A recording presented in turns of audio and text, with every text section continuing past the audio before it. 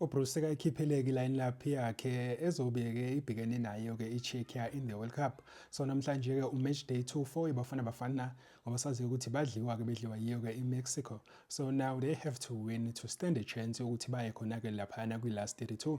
So-ke i-line-up yakhe yiyo-ke le. uRonwen Williams as expected, kube nguye-ke uMbokazi no-Ocon laphayana-ke as ama-centre backs, sibe naye-ke uMudau noModiba as usual. Bese kuthi laphana-ke esiswini-ke ngoba sazi-ke ukuthi uYaya akekho, uzoreplacewa nguye-ke laphana uThalente Mbatha, uzopartner naye-ke uMokoena, bese kuba nguye-ke uJayden Adams.